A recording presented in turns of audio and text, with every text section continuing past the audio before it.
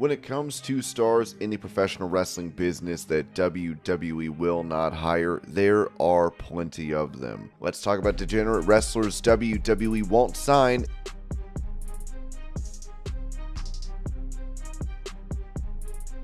Starting off, we have El Ligero. He debuted in 2002, made his name on the independent circuit, and also wrestling for Pro Wrestling Noah, Preston City Wrestling, as well as Progress Wrestling, before making his way to WWE in May of 2018, taking part in a 16-man tournament for the opportunity to face Pete Dunne for the WWE UK title. He would lose in the first round to Travis Banks. He would end up wrestling across a few different brands like NXT UK as well as 205 Live, having his final match for 205 Live against Tony Nese, at the time the Cruiserweight Champion, on May 14th of the following year in 2019. Of course, El Ligero would be the victim of the speaking out movement, where many in the pro wrestling business were accused of sexual misconduct. 411mania.com writes, Ligero is the latest member of the NXT UK roster to respond to sexual misconduct allegations against him, denying one and acknowledging others. As previously reported, Ligero was accused by pro wrestlers Natalie Sykes and Debbie Keitel of sexually harassing and manipulating them, as some of the first posts in the speaking out movement that began yesterday. This was written June 19th of 2020. Another person that spoke out was Violet O'Hara, who alleges that Ligero intervened at a local club after an event when a drunk man tried to manhandle her. She allowed Ligero and a group of his friends to stay in her hotel room because it was too late and they were locked out of where they were supposed to stay. O'Hara alleges that Ligero said he couldn't sleep on the floor due to a knee injury, and she agreed to let him sleep on the bed as long as he stayed on the opposite side. She alleges that Ligero indecently assaulted her. Ligero has denied the allegation by O'Hara, saying, "The current story that has been released by Violet O'Hara, Claire Michelle Oldfield, is neither accurate nor true. This is a completely false allegation, and whilst I've done other things in my life that I deeply regret, this isn't an accurate or truthful portrayal of events. This is something I strongly deny, and is something I've been in the process of speaking to a legal team about." He goes on to acknowledge the allegations by Sykes and others, saying regarding the other statements from people like Laura, Natalie, who have spoken out about the way they were made to feel, and others that have come forward about unwanted messages, I have no excuse. It's inappropriate, it's an embarrassment, and it's an absolute shameful way to act from someone in a position of trust. I sincerely apologize for my actions and any hurt I've caused. I have no justification of my actions in the slightest. In these situations, I have failed people as a friend, as a fiance, and as a decent human being. Given the fact that there is no more NXT UK for the time being, there is no more 205 Live, and more importantly, the allegations against him, and having admitted to some aspects of it, it's safe to say WWE has no interest in rehiring El Ligero.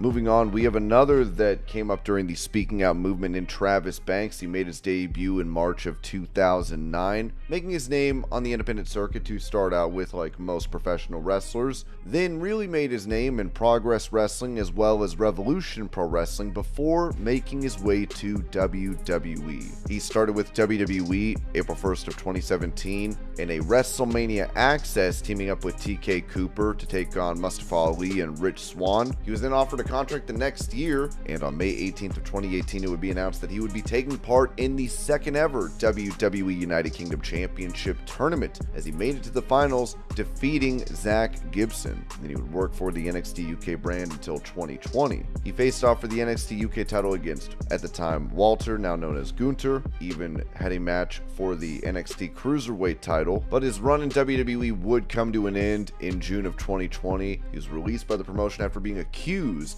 of emotional abuse during a relationship with a 17-year-old trainee. That trainee, Millie McKenzie, would take to Twitter to accuse Travis Banks during the speaking out movement, and she writes, "How dare you, Travis? I never had anything to apologize for. You manipulated your position of power over me. At 17 years of age, I had no idea what a relationship actually entailed. The mental and emotional hurt you put me through is inexcusable, and I'm not the only one of your trainees that you've done this to. You were a liar, a manipulator, manipulative person with no conscience, and you always believe you're in the right. You are not right. I am not scared of you anymore. You hold no power over me. To all the people that messaged saying they wish they could have done more at the time, please help me now to create a safe working environment for me again and others. Don't protect him this time just because he's your friend. Millie would also post text exchanges between the two of them as she wrote, "Finding a hotel I'm staying in, finding my room number and knocking on my door for hours, continuously messing me when I ask you to leave is not okay."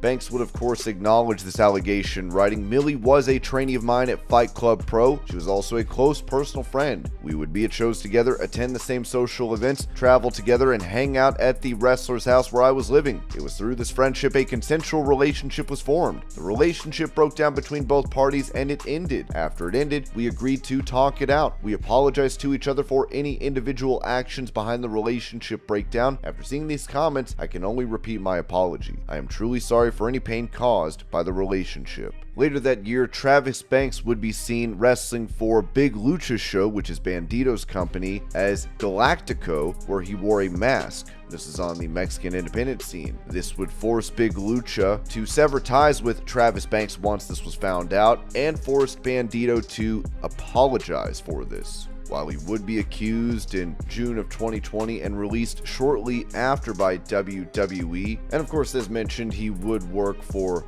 Big Lucha's show, Bandito's company, but as soon as it was found out he was the one wrestling under that mask, he wouldn't be allowed to wrestle there anymore. An apology was issued. Then he was booked for The Crash in a tag team with Marty Scurll, but Lince Dorado, one of their rivals, asked him to be removed from the match, seeing as though both Banks and Scurll were accused during the Speaking Out movement. He would compete at an independent promotion, the Wrestling League Society, on July 18th of 2021, where he defeated Iron Kid for the promotion's top title, which that would be a second title in Mexico since his return. And then beginning in 2022, he has wrestled for a company called SCW in Mexico as well, where he has the company's top titles, defended it a few times. Given the allegations against him admitting to knowing this girl, having a relationship with her, we can only presume that WWE wants no part of bringing Travis Banks back into the company.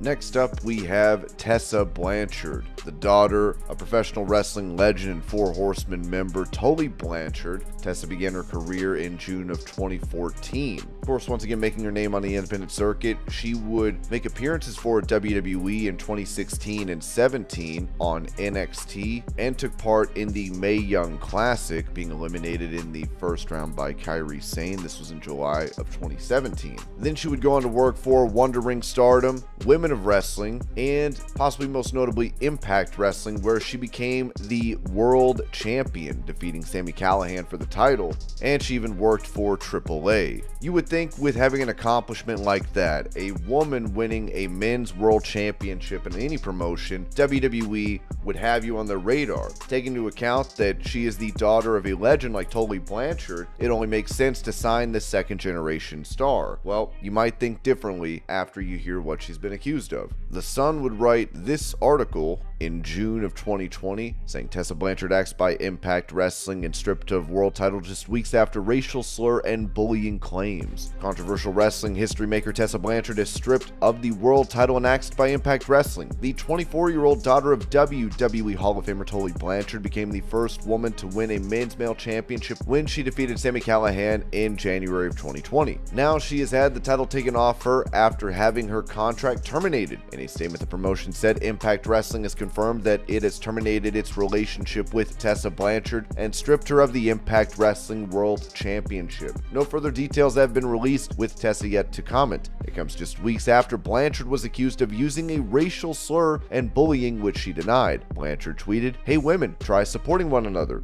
Cool things happen." In response, former Impact wrestler Sienna, aka Allison Kay, said, "Remember when you spat in a black woman's face and called her the N-word in Japan? Was that you supporting women?" The audacity of this tweet. Blanchard hit back saying, "Not true. That's my statement, and the most attention I'll give it because of how actually ridiculous it is. The woman in question, Puerto Rico star Black Rose, provided more details on Twitter saying, "If Tessa Blanchard do not remember it, can I? I am not a mean girl with any co-workers around the world. Being kind of racist is not ridiculous, it's a sickness." A host of other female wrestlers then joined in on speaking out against Blanchard's tweet. WWE NXT UK wrestler Isla Dawn tweeted, "As someone who experienced your bullying firsthand, received regular verbal abuse, was spat on, had rumors spread about me, dealt with multiple attempts by you to blacklist me from other companies, plus more, I just pray you now follow your own advice." AEW Shanna wrote, "She did more nasty stuff in Japan.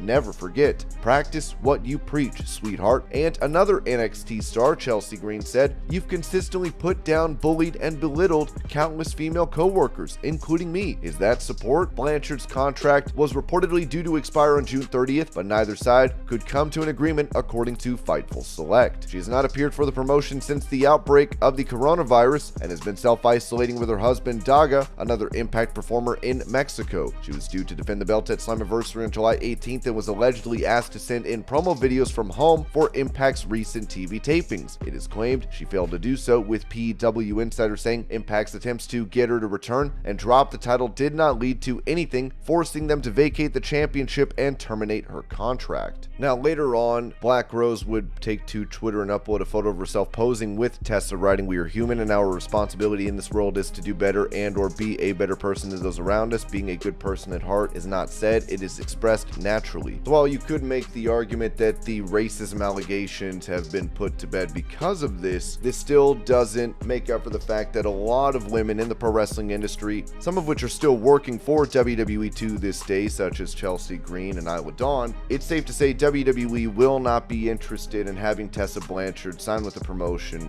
anytime soon. And these were Degenerate wrestlers WWE will not hire. I hope you're all having a great day. Thank you so much for watching, and I'll see y'all later.